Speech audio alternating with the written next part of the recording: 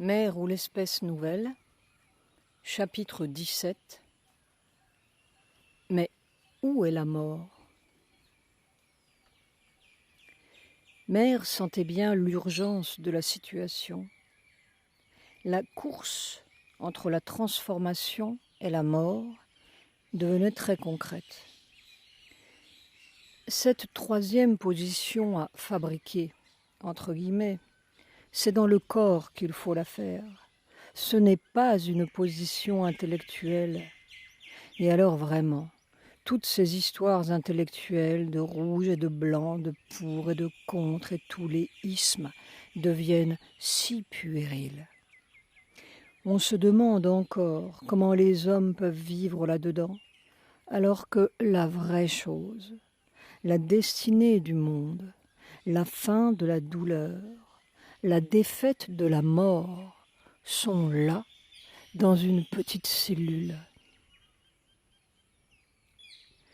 Dans le mental, dans le cœur aussi et l'être profond, nous avons une vie immortelle. Et dès que l'on a le moins du monde développé sa conscience, on perçoit la continuité des vies. On se souvient, plus ou moins clairement, des circonstances passées. On voit leur prolongement dans cette vie-ci et l'éternelle histoire qui se déroule. Mais un corps, ça se décompose, c'est tout. N'est-ce pas? On nous répète sur tous les tons, pour nous consoler, que tout le travail que l'on fait n'est pas perdu et que toute cette action sur les cellules pour les rendre conscientes de la vie supérieure n'est pas perdue. C'est absolument perdu. Ce n'est pas vrai. Admets que demain je quitte mon corps. Ce corps, pas immédiatement, mais au bout d'un certain temps, redevient de la poussière. Alors, tout ce que j'ai fait pour ces cellules ne sert à rien du tout, excepté que la conscience sortira des cellules. Mais elle sort toujours des cellules. C'est vraiment du vivant du travailleur qu'il faut faire quelque chose, disions-nous. Oui, mais oui, c'est avant. Il faut que quelque chose entre là-dedans avant. Et nous insistions. Oui, c'est dans un corps, par ton corps, que doit s'élaborer une autre forme. Mais après la mort, c'est fini. Par conséquent, c'est du gaspillage. Du point de vue physique, c'est du pur gaspillage. Le mental et le vital, c'est une autre affaire. Ce n'est pas intéressant. Nous savons depuis très longtemps que leur vie ne dépend pas du corps. Moi, je parle du corps. C'est cela qui m'intéresse, c'est les cellules du corps. Eh bien, la mort est un gaspillage et rien de plus. Oui, la transformation, il faut qu'elle se fasse en une vie. Ce n'est pas la prochaine vie, c'est une vie, une. Le progrès de tes cellules ne se transmettra pas à un autre corps, à moins que tu n'engendres un autre corps. C'est-à-dire, répondait-elle, qu'avant que ce corps ne se dissolve, il faudrait avoir une nouvelle création. Il faudrait qu'une certaine qualité de cellules puisse faire que la forme soit différente. La forme peut changer. Elle change tout le temps, elle n'est jamais la même. Mais que les relations conscientes durent entre les cellules. Mais ce n'est pas impossible. C'est plus que possible, disait-elle en riant. Seulement, il faut apprendre à le faire. C'est ainsi que le problème se posait alors. Mais qu'est-ce que la transformation? Personne n'en savait rien. Mère n'en savait rien du tout. Comment essayer de devenir quelque chose que l'on ne connaît pas? Qu'est-ce que c'est que ce nouveau corps? Une transformation du vieux ou une autre inconnue? La seule évidence, c'est que ces cellules-là devaient fabriquer autre chose avant de se décomposer, à moins qu'elles ne trouvent le moyen de ne pas se décomposer.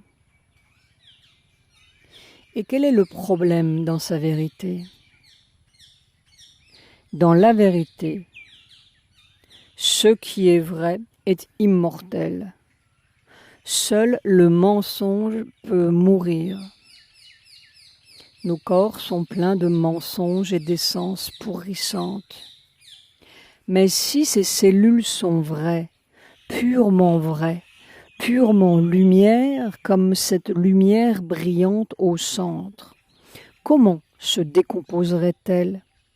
Elles ne peuvent pas se décomposer. Pas plus que l'âme ne peut se décomposer. C'est la même chose. Il y a une périphérie opaque qui enveloppe la lumière centrale de la cellule. Et tout d'un coup, nous nous demandons si le problème n'est pas entièrement faux, si toute cette matière que nous voyons n'est pas entièrement fausse, mensongère, illusoire, un revêtement opaque sur quelque chose, sur un monde vrai, un corps vrai.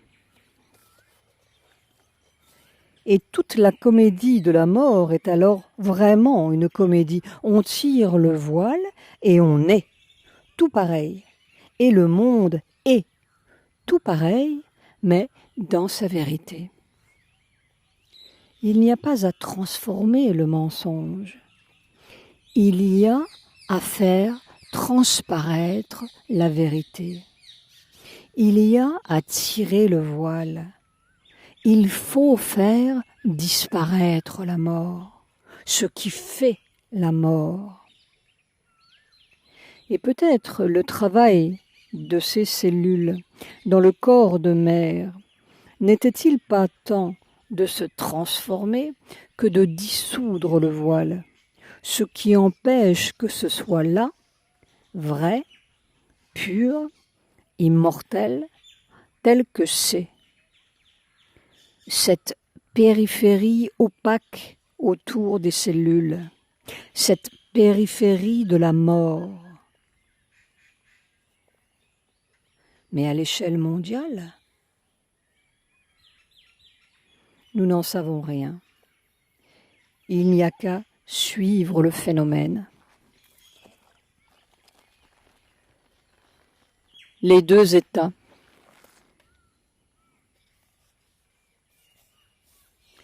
Mère aussi suivait le phénomène, en fait, plus qu'elle ne faisait. Elle répétait le mantra et elle traversait les douleurs les unes après les autres. Elle usait la douleur du monde. Tout dépend de la capacité de passer à travers les expériences nécessaires, disait-elle. Ce n'est pas quelque chose à faire, vraiment. C'est quelque chose à traverser. Et par le fait qu'on traverse, qu'on est capable de traverser sans flancher, ça se fait automatiquement. C'est la longue traversée de mer avec quelque chose d'informulable qui se faisait en route. Un état bizarre tout de même. Si tant est qu'une troisième position se dessinât, elle se dessinait très négativement. Bien entendu, l'oiseau est très négatif, entre guillemets, pour le poisson, pour commencer. On sent beaucoup plus le poisson qu'on quitte que l'oiseau qu'on devient. Et sans doute est-ce quand on l'a tout à fait quitté que tout d'un coup on s'aperçoit « Ah, c'est ça l'oiseau !» Quitter tout à fait un corps sans le quitter, c'est difficile. Ces 11 années sont le plus étonnant paradoxe que l'espèce humaine ait traversé.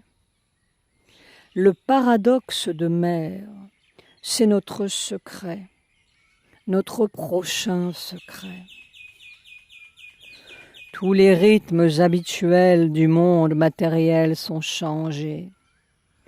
Le corps avait fondé son espèce de sentiment de bonne santé sur un certain nombre de vibrations, et quand ces vibrations étaient là, il se sentait en bonne santé.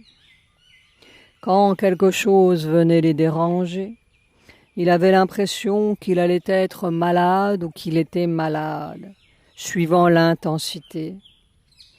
Maintenant, tout cela est changé.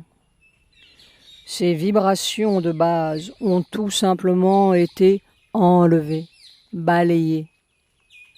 Les vibrations sur lesquelles il fondait son opinion de bonne ou de mauvaise santé sont remplacées par quelque chose d'autre. Et quelque chose d'autre qui est de telle nature que la bonne santé et la maladie n'ont plus de sens. Mais ce n'est pas seulement la bonne santé ou la maladie qui semblait basculer dans autre chose. C'est pourtant un élément de base important pour le corps. Il marche là-dessus. C'est toute la vie qui basculait étrangement dans quelque chose qui n'était plus le sens de la vie, entre guillemets, et qui n'était pourtant pas la mort apparemment, comme si vie et mort étaient une autre paire d'acolytes avec un troisième sens, indéfinissable. Mais cet indéfinissable-là va très bien pour l'intellect, qui après tout peut très bien rater sa définition sans en mourir. Mais le corps, un corps qui ne sait plus sa définition. Et avec cet humour qui ne la quittait jamais, Mère s'est soudain exclamée un jour de juin 62. C'est au point que si je ne respectais pas la tranquillité mentale des gens, je dirais « Je ne sais pas si je vis ou si je suis morte ».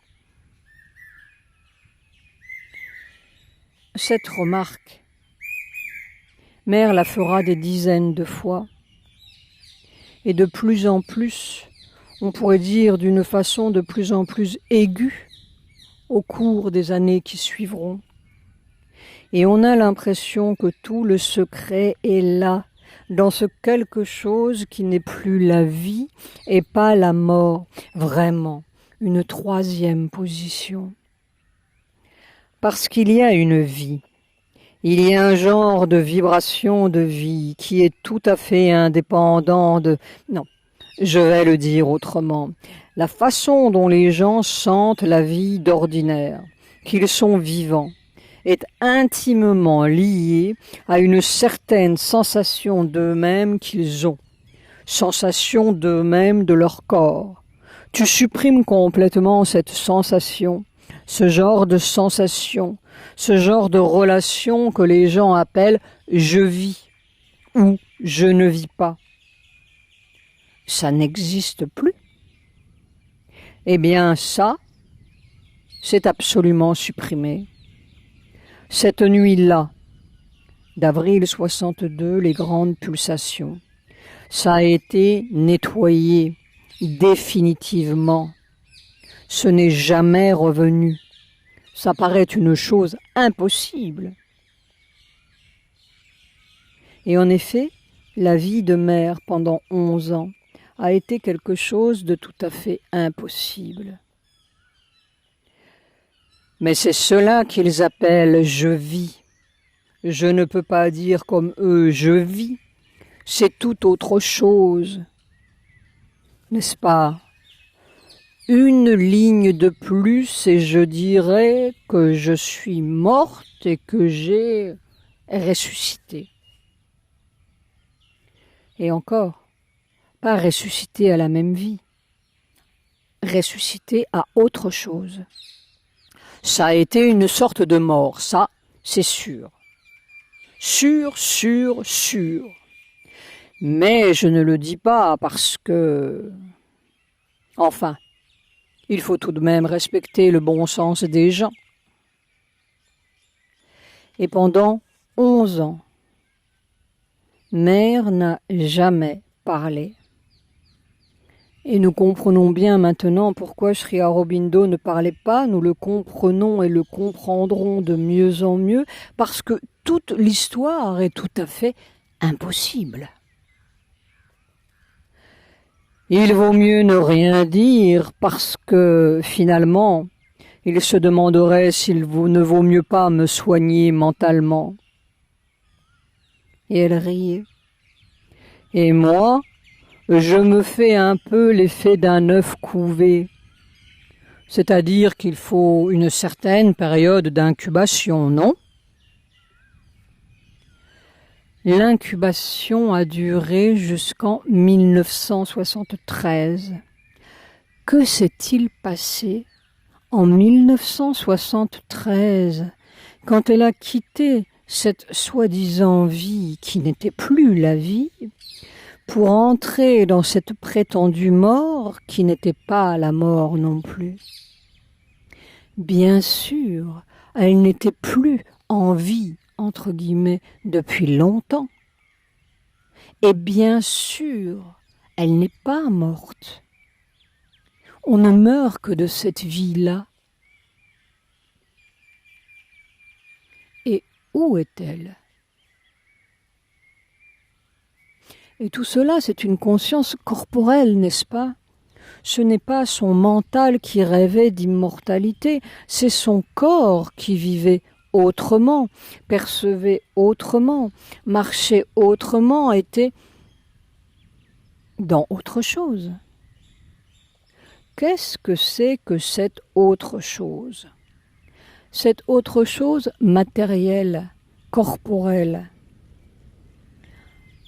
Un autre état de la matière dans la matière ?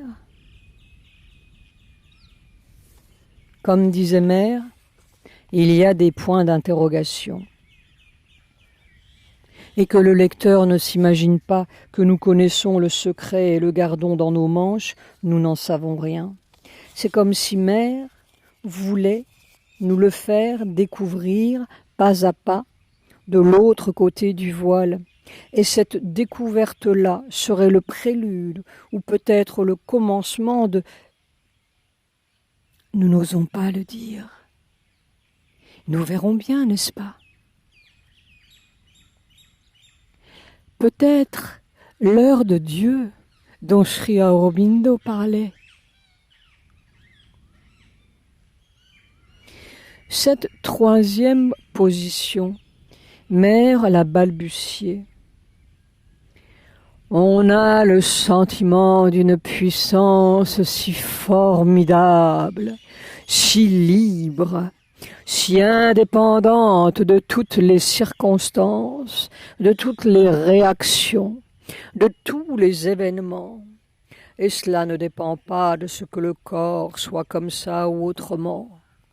Autre chose, autre chose.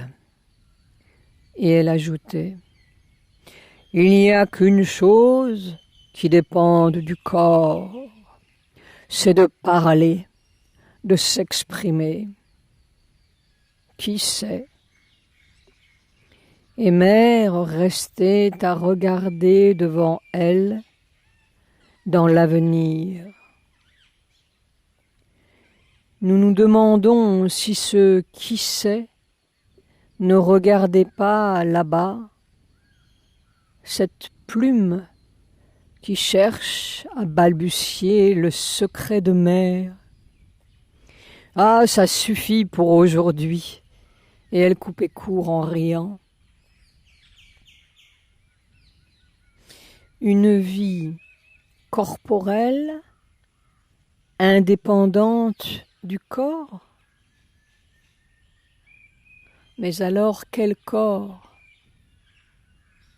Une matière que nous ne connaissons pas. Peut-être une matière qui est en train de se dévoiler. Ça pointille partout, n'est-ce pas ? Tout de même, nous voulions en savoir plus. S'il n'y a plus de bonne santé, ni de maladie, et peut-être plus de vie, ni de mort, qu'est-ce qu'il y a? Qu'est-ce qu'elle sent? Elle allait à tâtons dans cette nouvelle sensation qui devait se préciser de plus en plus avec les années. Et bien sûr, c'est très microscopique au début, ce ne sont pas des phénomènes miraculeux, entre guillemets. Nous sommes complètement dévoyés par ces idées de miracle. Le miracle est microscopique. Ce sont des cellules.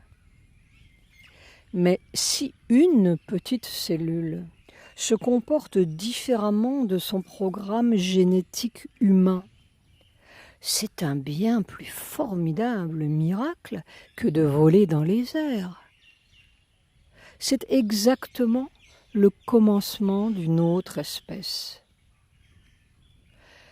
C'est la sensation d'une harmonie établie entre les cellules et qui s'établit de plus en plus entre les cellules et qui représente le bon fonctionnement quel qu'il soit. Il n'est plus question d'estomac, de cœur, de ceci, de cela. Il y a l'harmonie et il y a le vieil état, mortel, où on se sent un cœur, un estomac, etc., qui peut très bien mal marcher ou soi-disant mal marcher. Si on écoute les battements de ce cœur-là, alors on est sûr de la myocardite. Il ne faut plus écouter ça. Il faut écouter autre chose. L'autre chose. Si on écoute seulement l'autre chose, alors tout est naturellement bien, même le cœur, et même si le cœur a l'apparence de partir en fibrillation. Il y a tout de même l'habitude d'écouter de la vieille manière. C'est justement toute la difficulté du passage, cette habitude, dans tous les coins et sous tous les gestes. Et la moindre chose qui vient déranger cette harmonie est très pénible. Typiquement, l'euphémisme de mère pour dire qu'on se sent mourir de la vieille manière. Si on sent trop, on meurt carrément. Et en même temps, il y a la connaissance de ce qu'il faut faire pour rétablir cette harmonie instantanément. Et si l'harmonie est rétablie, il n'y a pas de dérangement dans le fonctionnement. C'est-à-dire, pour parler concrètement, que mère avait des douzaines de maladies de cœur ou autres, des petites morts éclairs tous les jours, pour apprendre le mécanisme du bon fonctionnement, entre guillemets. Elle apprenait la leçon de l'harmonie. Et si l'harmonie est rétablie, il n'y a pas de dérangement dans le fonctionnement. Mais si, par exemple, par curiosité, c'est une maladie mentale chez les hommes, on commence à se poser des questions. Qu'est-ce que c'est que ça ? Quel est l'effet? Qu'est-ce qui va arriver? C'est ce qu'il appelle vouloir apprendre. Si on a le malheur d'être comme cela, on est sûr d'avoir quelque chose de très désagréable qui, au dire des docteurs, au dire des ignorants, devient une maladie ou un dérangement du fonctionnement. Mais si l'on n'a pas cette curiosité malsaine et que, au contraire, on ait la volonté que l'harmonie ne soit pas dérangée, il suffit, pourrions-nous dire poétiquement, et mère avait son petit sourire moqueur, d'apporter une goutte du Seigneur sur l'endroit, et ça s'arrange.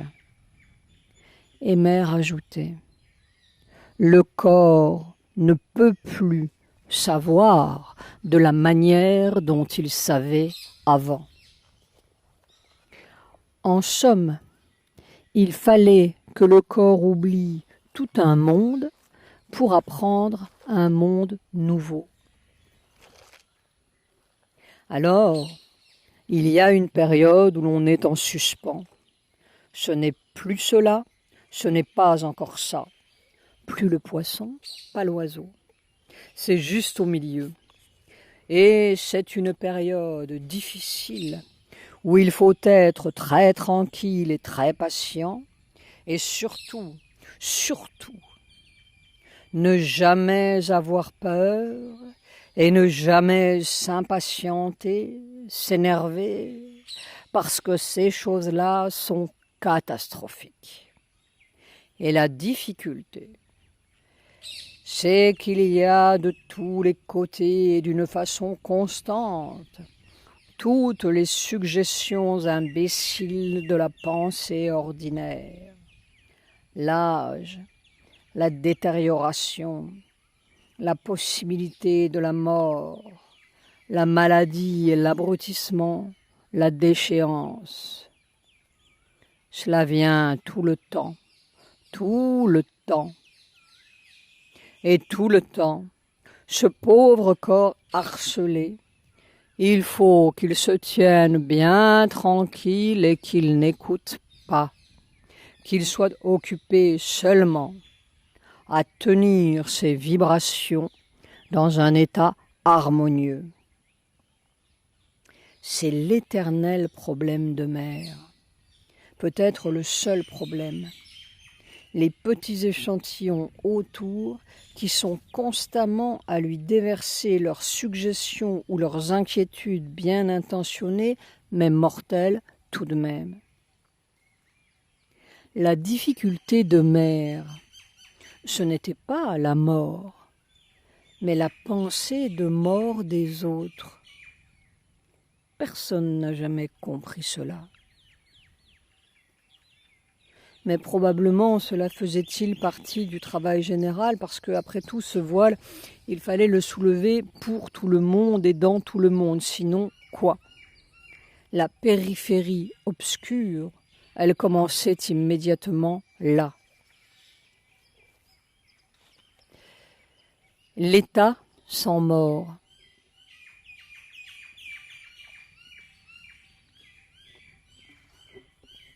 Lentement, prudemment, on faisait décrire des cercles amers, et nous nous apercevons que toutes ces expériences microscopiques tendaient vers un certain point, ou un certain moment presque imperceptible, qui fait le passage d'un certain état que nous appelons la vie à un autre état que nous appelons la mort. On lui apprenait le mécanisme de la mort. La mort n'est pas sensationnelle, c'est quelque chose de très petit, minuscule, qui fait qu'on bascule. C'est dans la vie qu'il faut attraper le déclic de la mort, dans ces quelques secondes du passage, un moment frontière qui est comme des deux côtés. Le fait sensationnel du cadavre est seulement le grossissement ou l'aboutissement d'une imperceptible glissade qui se situe n'importe quand au milieu de la meilleure santé possible. Des dizaines d'expériences fugitives qui semblent livrer la clé, puis s'en vont, reviennent encore et disparaissent. Chaque fois, on est plus perplexe. Chaque éclaircissement révèle un autre mystère. Mère allait à tâtons dans la mort. Elle n'avait pas peur. Elle n'avait jamais peur. Nous connaissons bien des êtres humains capables d'héroïsmes et intrépides, mais ces minuscules traquenards vertigineux, c'est une sorte d'intrépidité à la seconde. Dans les cellules du corps, il faut que rien ne vibre là. L'équanimité prend son sens absolu, là. Et tout semblait tourner autour de ce passage de l'état d'harmonie à l'autre état commun de tout le monde, que Mère appelait parfois le désordre. Mais en fait, tout notre monde est dans l'état de mort.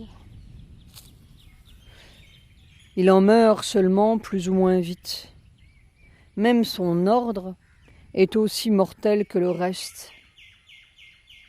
Même sa bonne santé est aussi mortelle que le reste. Alors au fond, c'est le passage de l'état d'harmonie au vieil état évolutif ordinaire.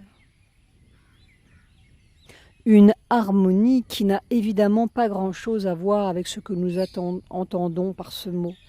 Les animaux comprendraient mieux ce que cela veut dire, mais s'ils étaient en état de comprendre, ce serait instantanément fichu. C'est ce qui nous est arrivé. Cet état d'harmonie, c'est justement l'état supramental. Il faut sortir de l'état de compréhension mentale qui ne comprend pas grand-chose, à vrai dire, qui individualise plus qu'il ne comprend ou qui encage, pour entrer dans la super compréhension totale qui comprend, entre guillemets, parce qu'elle est l'objet qu'elle veut comprendre. Elle n'a même pas besoin de chercher à comprendre. Elle est simplement. Alors elle sait automatiquement. Et parce qu'elle sait, elle fait automatiquement sans erreur. C'est l'harmonie. Oh, maintenant, je fais une distinction constante entre, comment dire, la vie en ligne droite et en angle droit, hachée, et la vie ondulatoire. Il y a une vie qui est comme cela, hachée, où tout est coupant, dur, angulaire, et puis on se cogne partout. Et il y a une vie ondulatoire, très douce, très charmante, mais pas trop solide. En effet, Mère ne tenait pas trop sur ses jambes à ce moment-là. C'est curieux, c'est tout à fait un autre genre de vie. L'art de se laisser porter par le suprême dans l'infini. Mais c'est dans l'infini du devenir. Mais sans aucune des duretés et des chocs de la vie telle qu'on la sent d'ordinaire. L'art de se laisser porter par le suprême dans le devenir infini. Tout ce qui vient de là, Mère touchait son front.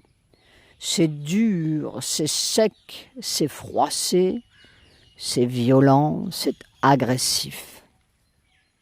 Même les bonnes volontés sont agressives.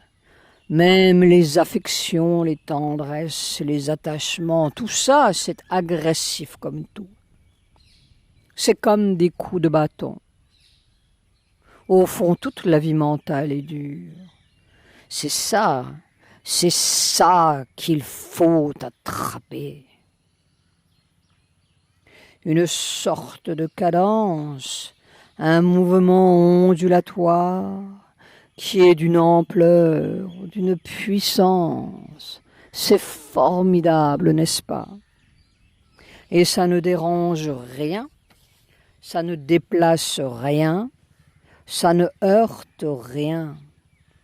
Et ça emporte l'univers dans son mouvement ondulatoire. Si simple. Cette impression qu'on n'existe pas et que la seule chose qui existe, c'est-à-dire qu'on a l'habitude d'appeler soi-même, c'est quelque chose qui grince et résiste. C'est ce que Mère appelait le vêtement aux épines, la vieille espèce périmée. Et elle fermait les yeux. Il y avait ces petites gouttes de mots qui venaient perler de loin, loin, comme à travers les espaces. À chaque moment, si je m'arrête de parler ou d'écrire ou de travailler, à chaque moment, c'est comme des grandes ailes béatifiques et vastes comme le monde qui bouge lentement. C'est cette impression d'immenses ailes. Pas deux, c'est tout autour et ça s'étend partout. Et c'est constant. Seulement, je n'y participe que quand je me tiens tranquille. Mais cela ne me quitte pas. Les ailes du Seigneur.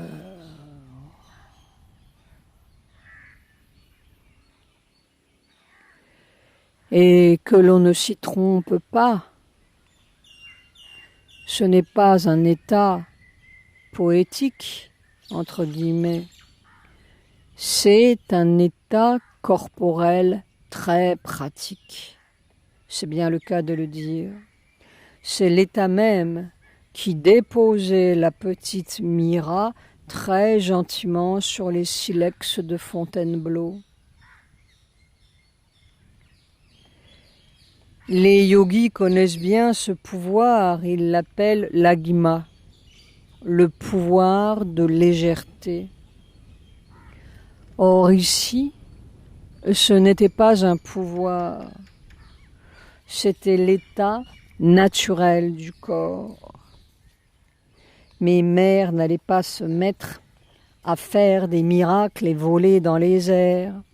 Elle était là, à la recherche de quelque chose de beaucoup plus sérieux, qui est la clé de la vraie vie, le quelque chose où la mort n'est plus. Et naturellement, dans cet état ondulatoire, la mort n'était plus. On ne pouvait pas mourir là-dedans. C'était une sorte d'état sans usure, disait Mère. Rien ne frotte, ça coule au travers du corps.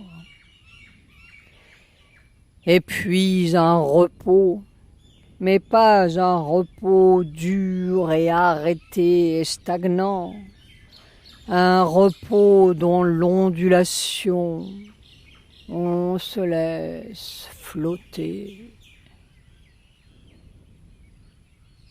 Et soudain, nous nous sommes souvenus de paroles qui nous avaient semblé énigmatiques alors, que Mère nous avait dites en 1959.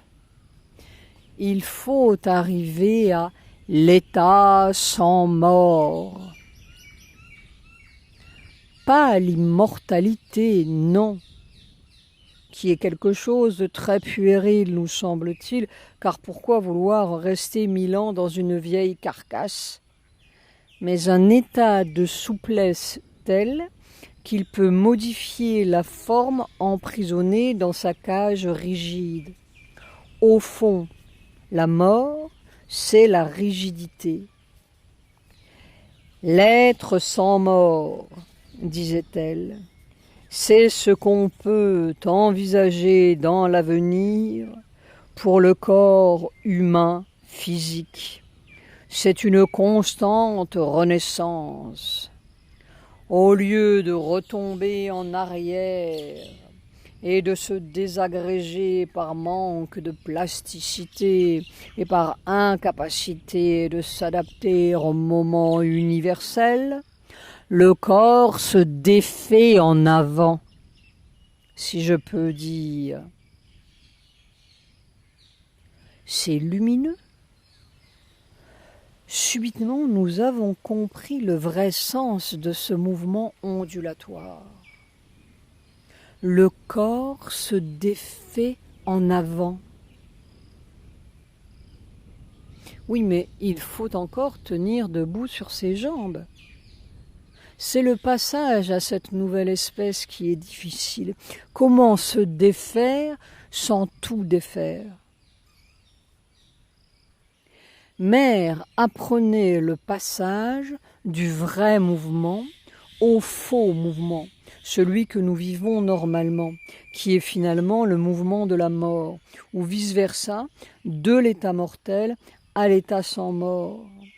C'est comme si on passait de quelque chose de sec, précis, défini, à quelque chose de doux, onctueux, doux, clair, clair, et alors une paix.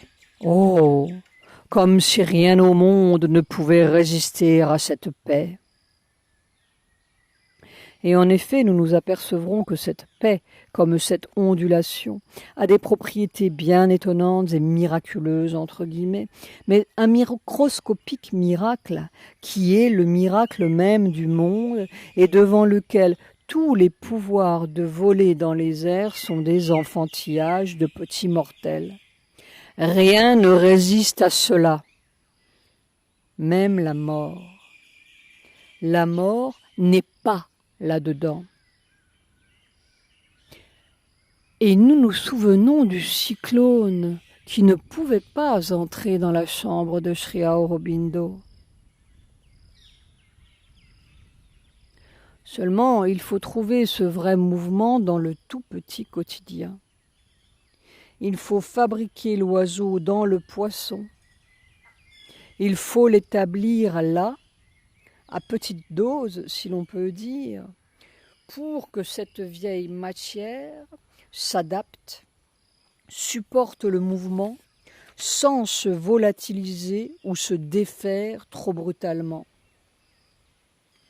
Pour la vision ordinaire, extérieurement, superficiellement, on pourrait dire qu'il y a une grande détérioration dans le corps de mère.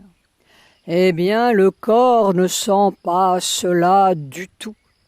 Ce qu'il sent, c'est que tel mouvement, ou tel effort, tel geste, telle action appartient au monde, à ce monde de l'ignorance, c'est-à-dire au monde de la mort, et que ce n'est pas fait de la vraie manière, ce n'est pas le vrai mouvement, ce n'est pas fait de la vraie manière, ce n'est pas comme cela.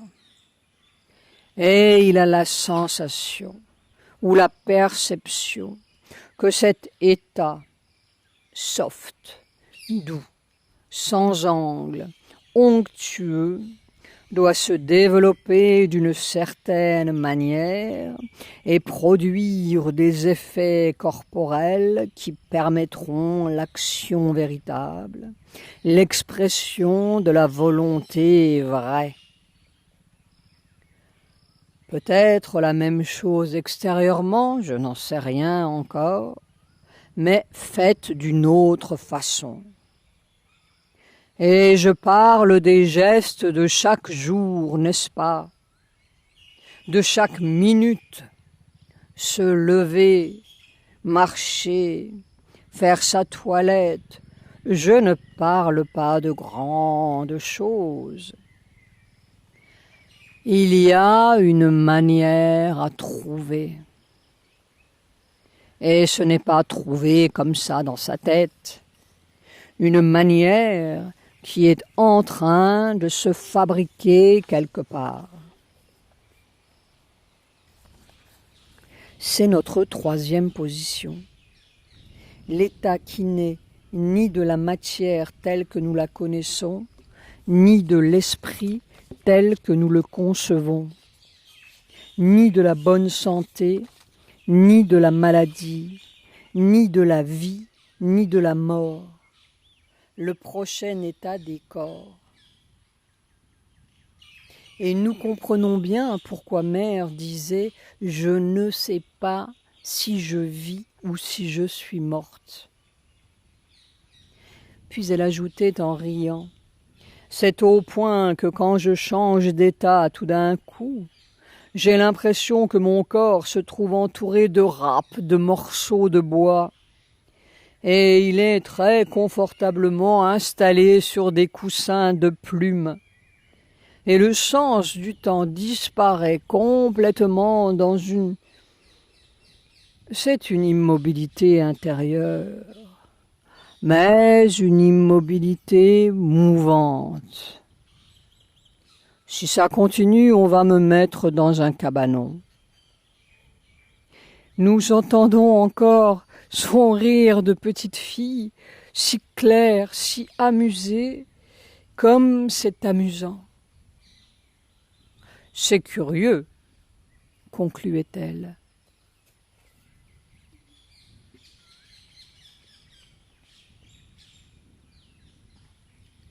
La mauvaise position.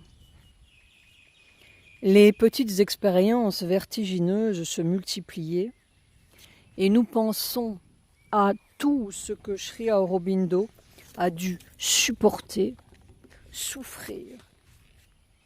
Là, assis dans ce grand fauteuil et entouré d'une incompréhension si totale. Nous ne savons pas si la Terre a jamais vu l'exemple d'un effacement si absolu. Il n'a rien dit, pas un mot, a répondu à leurs 1000 questions stupides ou prétentieuses, et il vivait cette petite mort. Il s'est même laissé mourir sans souffler un mot de ce qu'il faisait pour la terre. Il voulait faire, c'est tout. Personne n'a jamais rien su. Si ce n'est pas cela, aimer, alors qu'est-ce que c'est ? Mais pour tous les temps et pour tous les espaces, il y a une grande vibration qui s'appelle Sri Aurobindo et qui ouvre des trésors infinis à ceux qui aiment la vérité, jusque dans leur corps et leurs moindres gestes. Il y a un secret de la matière, un secret de la vie dans un corps, un secret tout petit et formidable. Mère frappait aux petites portes, à toutes les portes. Chaque souffle de sa vie depuis 1950 n'avait plus d'autre raison d'être que de trouver, faire, arracher Sri Aurobindo à cette mort, ou plutôt arracher ce quelque chose qui le voile, arracher la mort du monde, et il sera là, et le monde sera vrai. Qu'est-ce que la mort ? Qu'est-ce que c'est ? Nous sommes complètement égarés par le cadavre. La mort, c'est avant. C'est quand ? C'est depuis quand ? C'est où ? Où est le point de la mort ? Mère était dans cette grande conscience rythmique. La conscience de son corps se mouvait là inexplicablement, comme d'un seul mouvement avec le corps du monde, comme le corps même du monde. Là, ça ne pouvait pas mourir, c'était l'état sans mort. Mais ce qui enfermait ce corps, cette coquille qui tenait toutes les cellules ensemble, ce quelque chose qui était si faux, si mortel, et qui pourtant tenait cette non-mortalité, tenait cette immensité, sans quoi tout se serait volatilisé dans la grande indistinction. Comment le faire participer à l'autre état et sans coquille? Qu'est-ce qui empêche? Qu'est-ce qui fait que ça empêche? C'est ce qui fait la mort même qui empêche, mais qu'est-ce qui fait la mort? Où est-elle? Mère allait du petit corps au grand corps, de la mort à l'état sans mort. C'est comme un paradoxe. On dirait qu'il faut mourir pour ne plus mourir. Mourir, qu'est-ce que c'est? Une fois de plus, Mère venait de passer par une petite opération violente, comme quelque chose qui veut jeter la vie hors du corps physique. Depuis 3 jours, une bataille, une bataille, une bataille. Ce n'est plus du tout le sentiment de maladie ou de choses comme cela, mais c'est une curieuse sensation, une perception bizarre des deux fonctionnements qui ne sont même pas, on ne peut même pas dire superposés, du fonctionnement véritable et du fonctionnement déformé par le sens individuel du corps individuel. C'est presque simultané. C'est cela qui fait que c'est très difficile à expliquer. C'est comme si la conscience était tirée ou poussée ou placée dans une certaine position, et là, les mauvais fonctionnements apparaissent instantanément, pas comme une conséquence, c'est-à-dire que la conscience s'aperçoit de leur existence. Et là, il y a comme un fugitif secret dans ce s'apercevoir. Mais alors, si la conscience reste longtemps dans cette position, cela a ce qu'il est convenu d'appeler des conséquences. Le mauvais fonctionnement a des conséquences. Ce sont de toutes petites choses, des malaises physiques. Et si est-ce par la discipline yogique, est-ce l'intervention du Seigneur, on peut appeler cela comme on veut.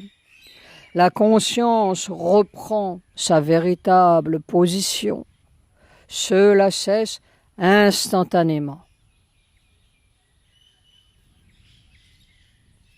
Et l'expérience sera si radicale peu à peu que Mère s'apercevra qu'en une fraction de seconde, on peut guérir ou dissoudre des maladies incurables ou chroniques ou même mortelles.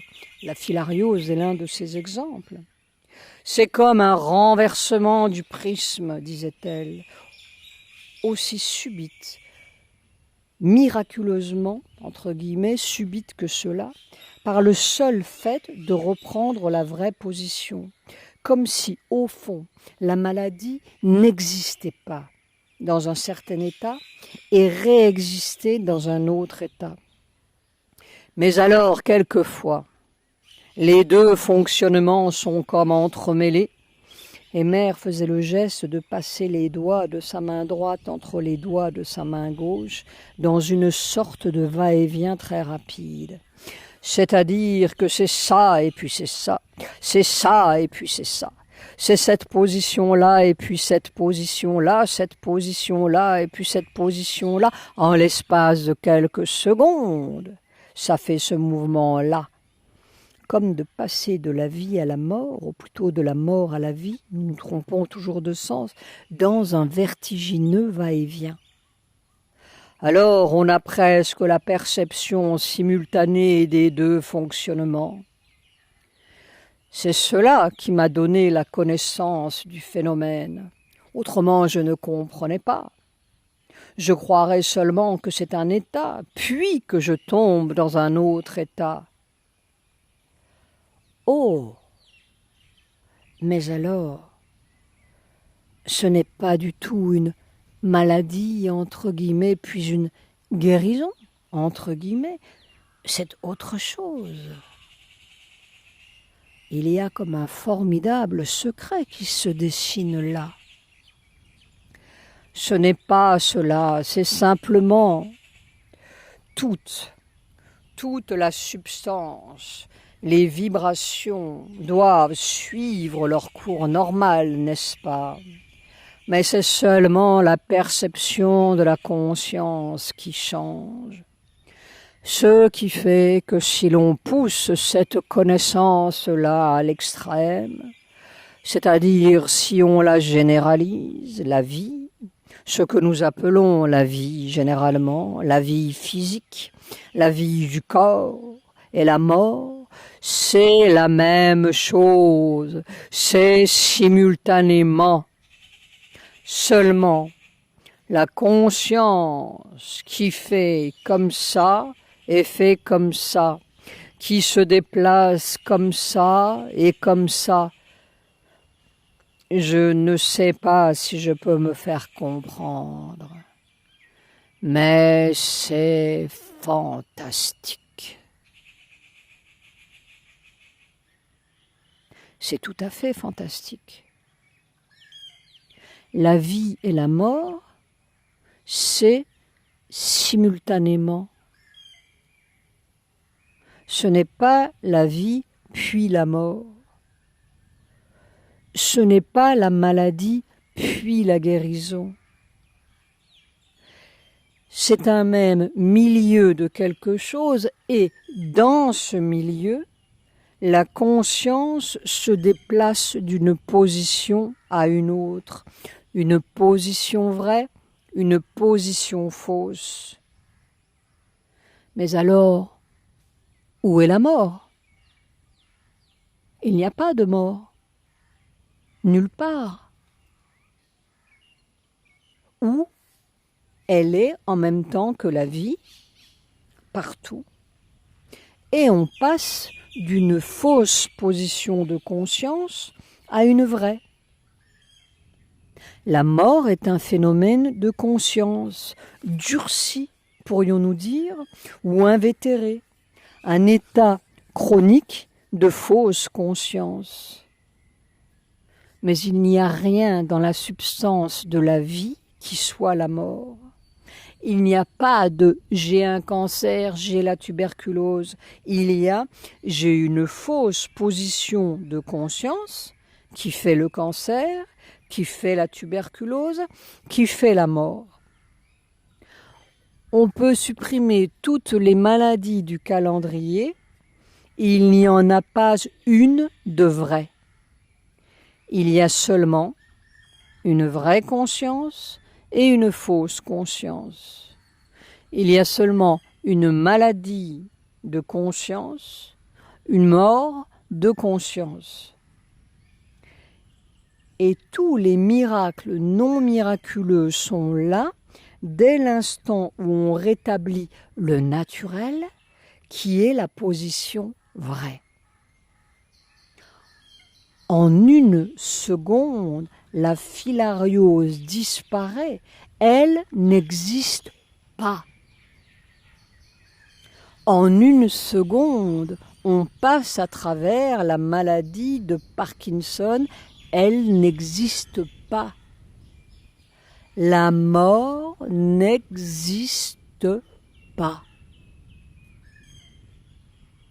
Il n'y a pas de germe physique qui fait la mort. Il n'y a aucun germe nulle part.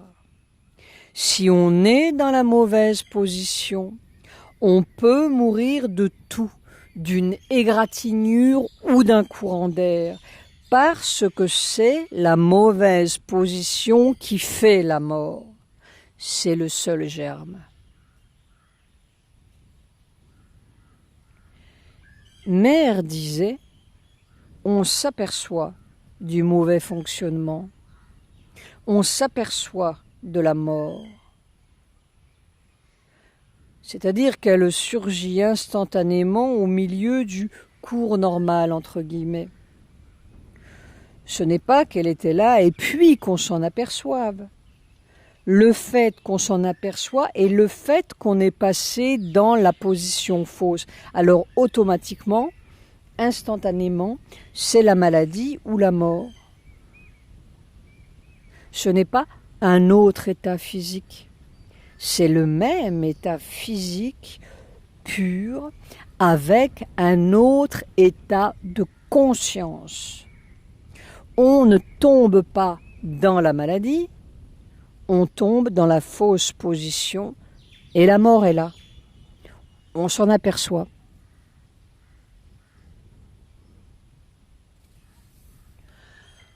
Deux positions qui marquent exactement le passage de la trame. On est hors de la trame, on retombe dans la trame. On est dans l'espèce nouvelle, on retombe dans la vieille espèce. Toute l'expérience de ce va-et-vient, c'est le passage de la trame. Mais la trame se situe au niveau cellulaire.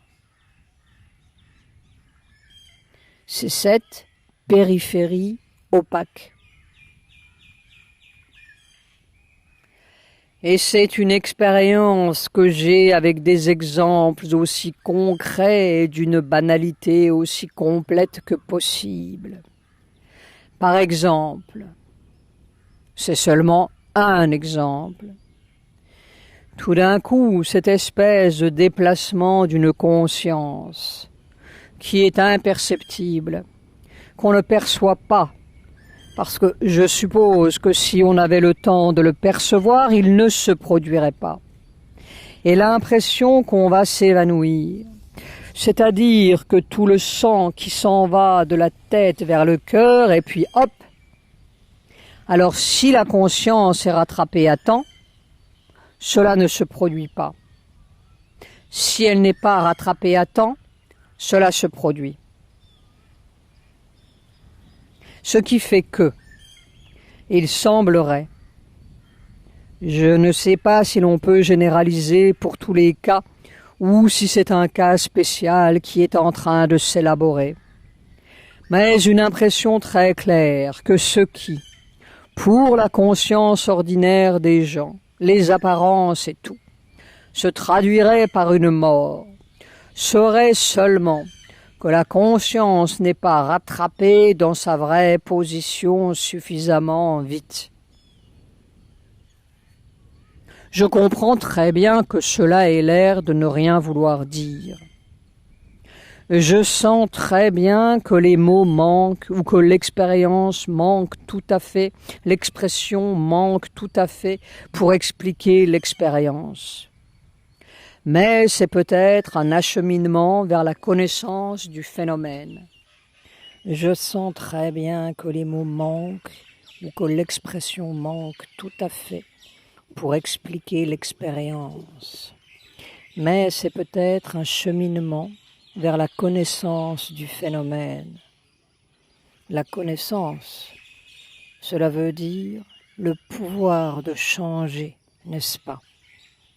Le pouvoir sur le phénomène, c'est de connaître. Ce qu'on peut appeler connaître, c'est pouvoir créer la chose ou la changer, la faire durer ou l'arrêter. Ça, c'est connaître. Tout le reste, ce sont des explications que le mental se donne à lui-même.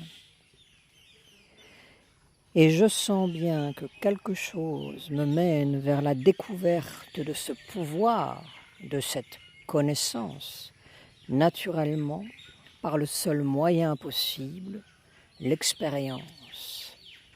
Et avec beaucoup de précaution, parce que je sens bien que... Et la seule question, qu'est-ce qui fait la mauvaise position?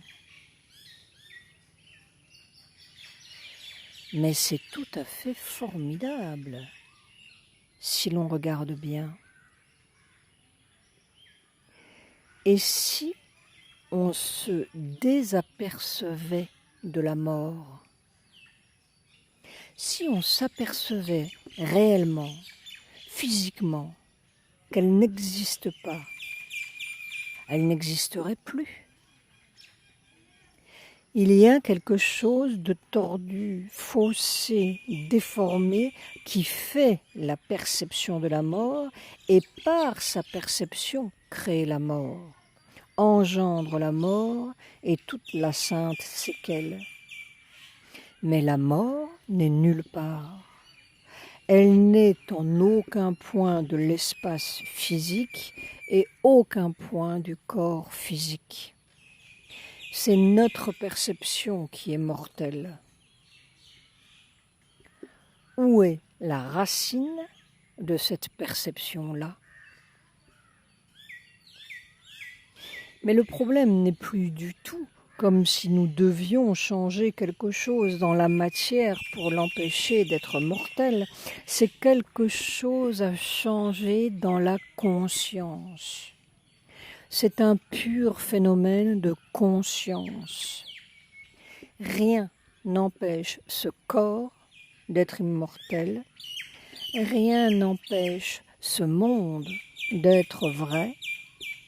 Ils sont déjà vrais, déjà immortels, sauf par une certaine perception qui vient se coller dessus, se plaquer dessus et faire un simulacre tragique d'une réalité glorieuse.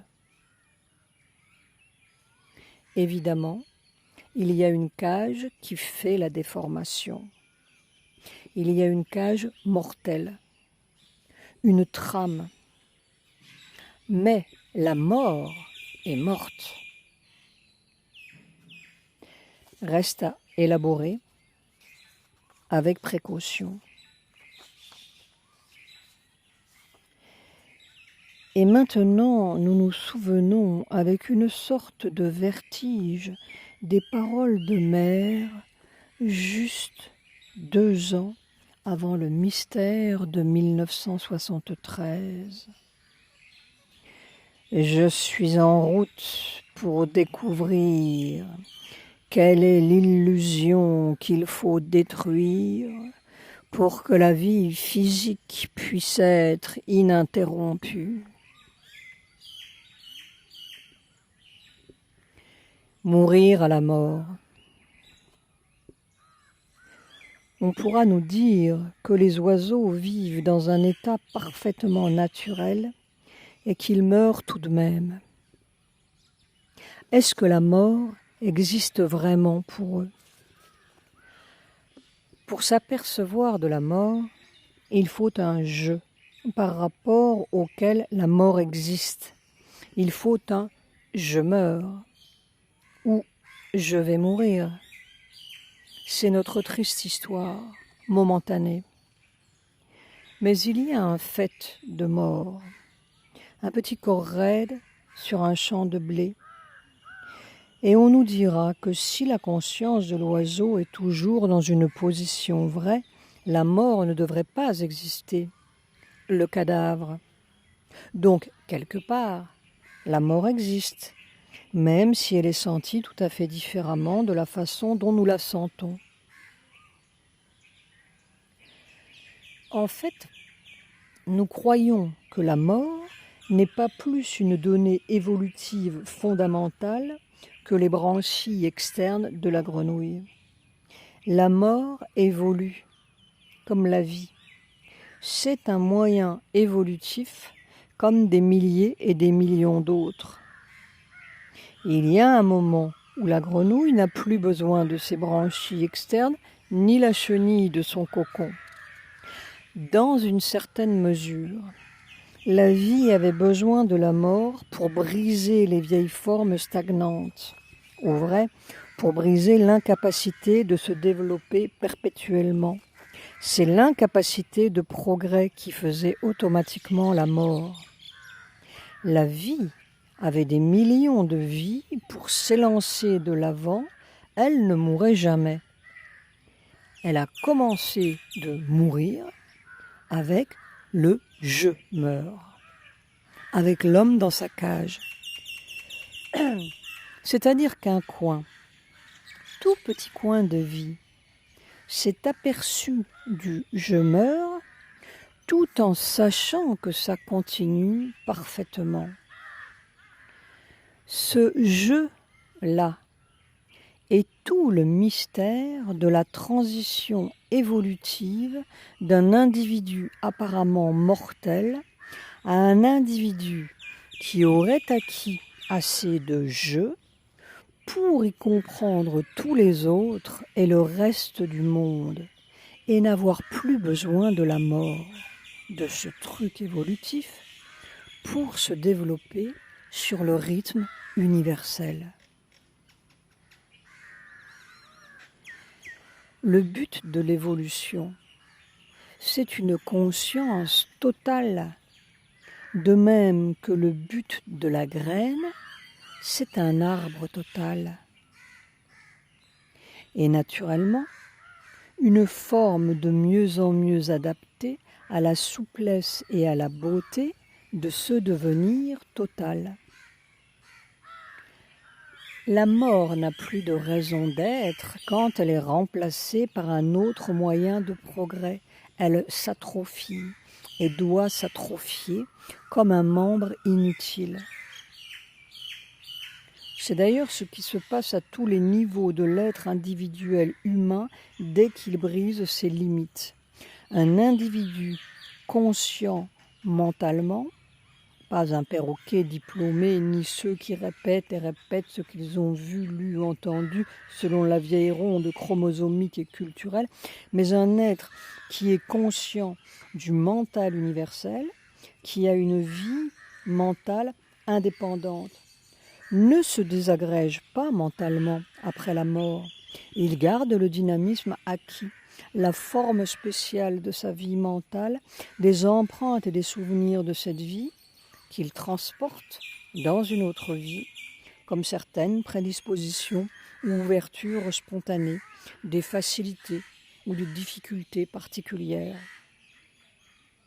C'est un fait évident, concret, pour tous ceux qui sont un peu conscients.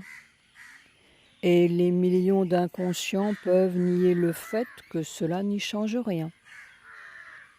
La chenille peut toujours nier le papillon. Mais la chenille deviendra papillon, un jour ou l'autre.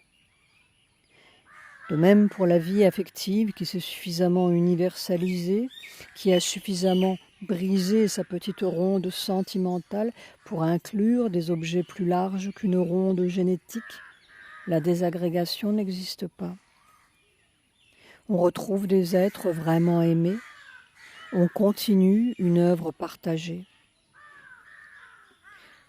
Mais il reste ce petit cadavre qui, lui, n'a encore jamais participé à la conscience universelle. Et tant qu'il restera un morceau de mort quelque part, l'arbre ne sera pas complet. Le corps, c'est la preuve concrète. Nous sommes au stade évolutif où grâce au jeu, nous avons pu amener le corps à la conscience de sa propre mort. Conscience de l'obstacle, c'est déjà le moyen de franchir l'obstacle. En fait, le seul obstacle, c'est de ne pas savoir où est l'obstacle. Et où, à cause de ce même jeu, nous n'arrivons pas à sortir de la mort. Une transition où l'ancien moyen devient l'empêchement, comme les qualités mêmes du reptile étaient ce qui l'empêchait de voler. Les qualités de la vieille espèce sont l'obstacle de la nouvelle espèce. C'est toute l'histoire des transitions évolutives. Mais si les conditions sont là, la mort doit évoluer comme le reste. Ou sortir de l'évolution, ou se changer en ce qu'elle cache. C'est toute l'étude en cours. Dans la position vraie, entre guillemets, la mort n'existe plus. Seulement, il faudrait que ce soit tout le corps qui le sache. Quand le corps sera totalement vrai, il sera totalement en dehors de la mort. Il n'y a que le mensonge qui meurt, n'est-ce pas? C'est l'essence même de la mort. Ce qui est vrai ne meurt pas, à aucun degré, et pas même au degré corporel.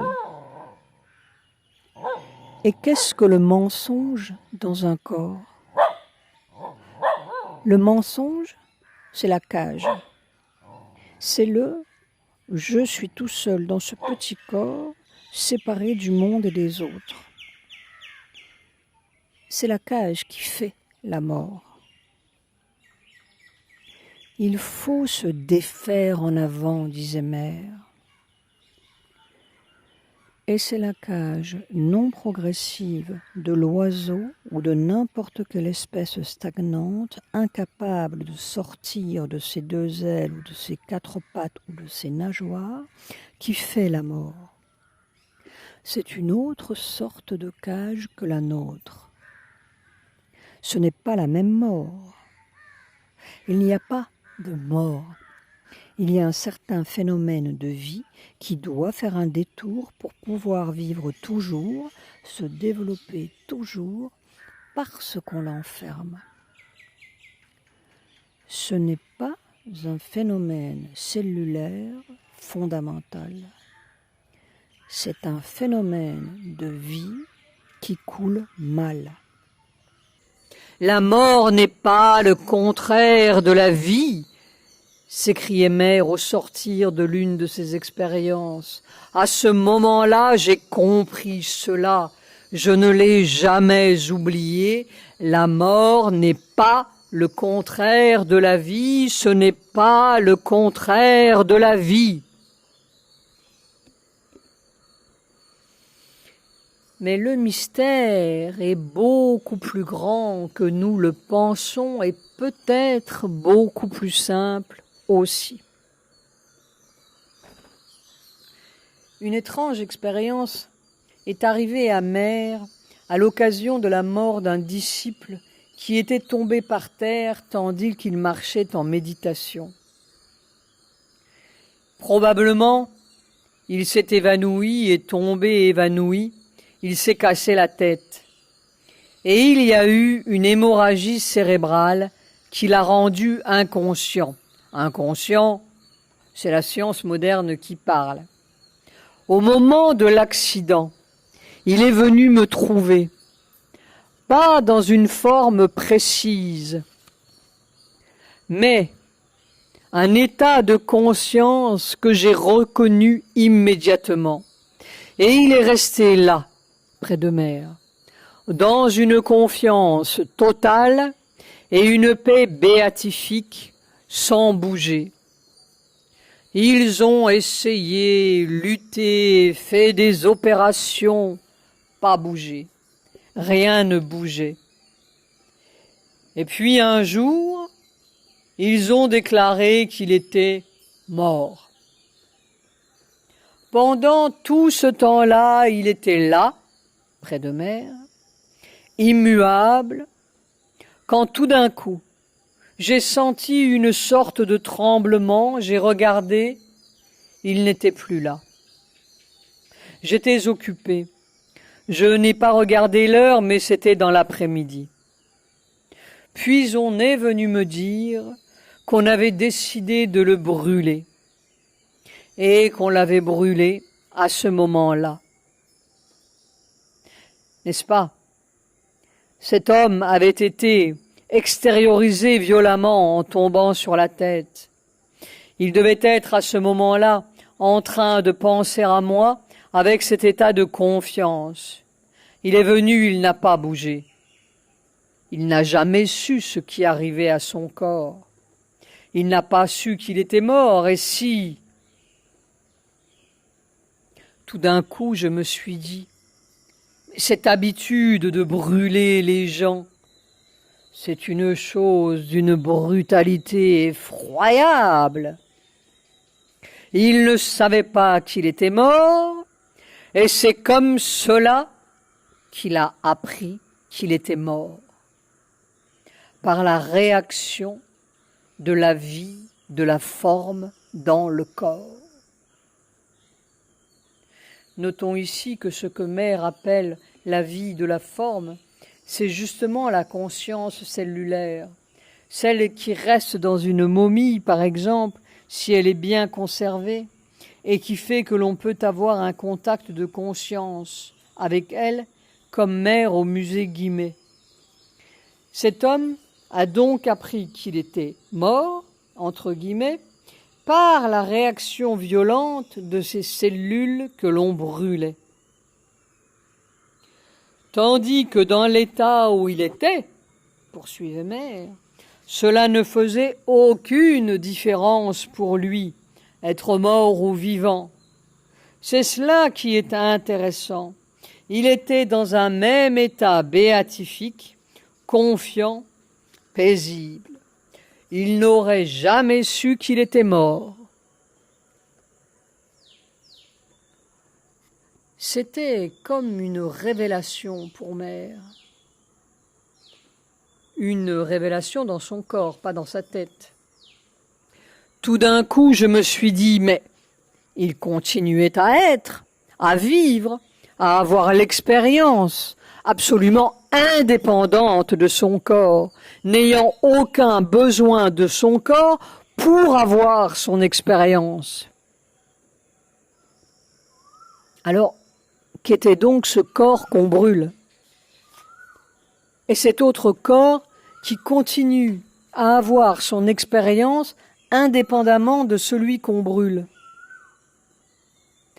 Est-ce qu'il y a donc un corps de conscience cellulaire, pourrions-nous dire, indépendant de la vie ou de la mort, entre guillemets, du corps matériel que nous voyons, une fausse matière peut-être, et une vraie dans laquelle on continue à vivre? C'est encore une question à élucider.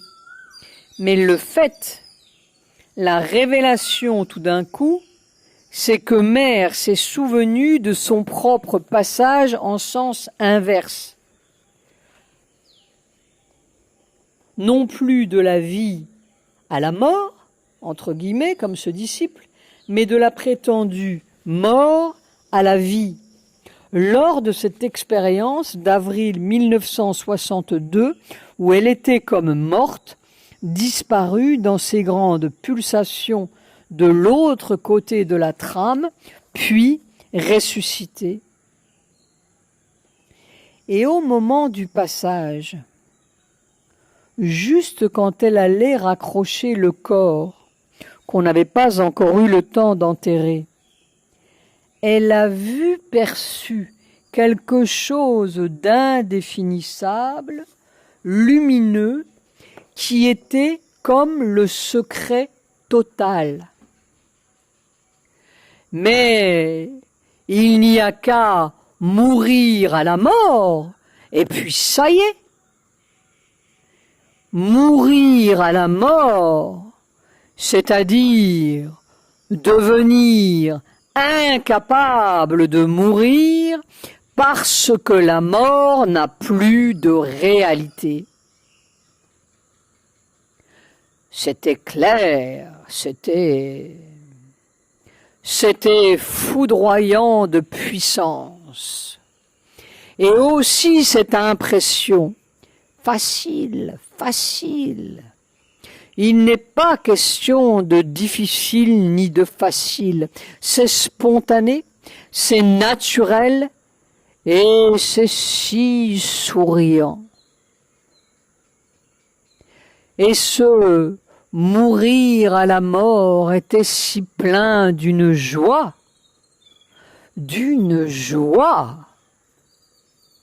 N'est-ce pas? J'aurais dit, mais c'est évident. Mais vous ne voyez donc pas que c'est évident? Que c'est ça? Il n'y a qu'à mourir à la mort et puis ça y est. C'était comme quand on est au bord de quelque chose, comme un éclair, ça y est, je vais l'attraper, ça y est. Une expérience de quelques secondes qui donnait l'impression que le problème le plus central était résolu. Et puis tout s'évanouit, on est retombé dedans.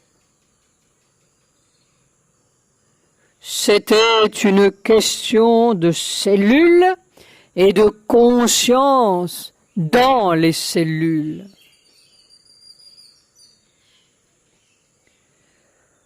Une conscience des cellules pour laquelle la mort est irréelle n'existe pas.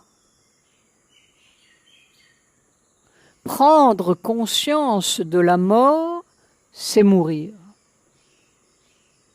Il y a quelque chose qui prend conscience de la mort et qui meurt parce qu'il prend conscience de ça, parce qu'il glisse dans la position fausse.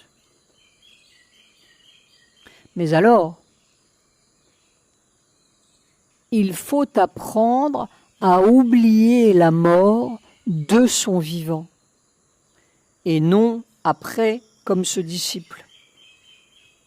Il faut que le corps apprenne à oublier la mort. Il oublie, la mort n'existe plus.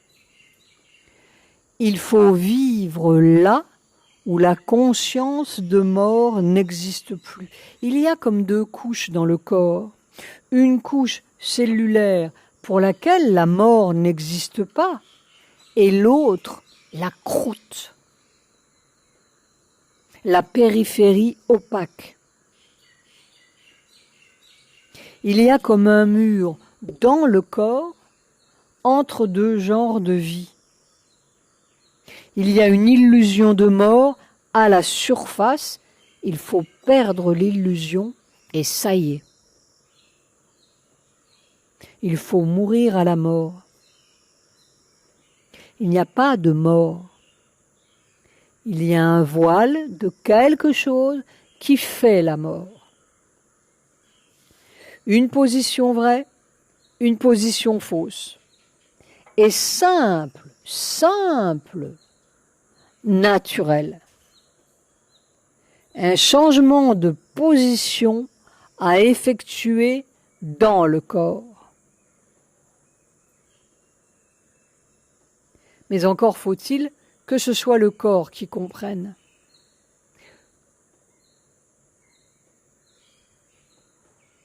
Ce que j'appelle comprendre, c'est avoir le pouvoir de faire et de défaire. C'est cela que j'appelle comprendre. Mais alors, dans ce cas-ci, ce serait le pouvoir de donner et d'empêcher la mort également, de faire le mouvement de force nécessaire, presque une action sur les cellules, presque une action mécanique sur les cellules. Et ce pouvoir-là ferait que on peut donner la mort, on peut empêcher la mort. On peut très bien empêcher que ça passe ici ou que ça passe là. On peut faire comme ça ou comme ça. Et Mère faisait le geste de tirer la conscience d'un côté ou de l'autre. Un voile à tirer dans la conscience matérielle de la terre. Une bascule dans la position vraie. Rien n'a changé. Seulement la position de la conscience a changé. Le monde est pareil et tout est vrai. La vie est pareille et la mort n'est plus. La mort, c'est le mensonge du monde. Une illusion nécessaire pour vaincre l'illusion de l'individualisation mentale, lui donner la force et le besoin de briser son propre piège. Évidemment, ce serait une phase nouvelle de la vie terrestre. Et je vois très bien une courbe, disait-elle, une courbe d'expérience qui mène vers cela, où la mort ne veut plus rien dire. C'est là qu'on pourra dire, eh bien, maintenant, cela ne veut plus rien dire. C'est seulement là qu'on est sûr. On ne peut conquérir la mort que quand elle n'a plus de sens. Telle est la position vraie. C'est la position où la mort n'a plus de sens. Pas une position intellectuelle, une position cellulaire. Une obscure périphérie cellulaire à guérir ou à purifier.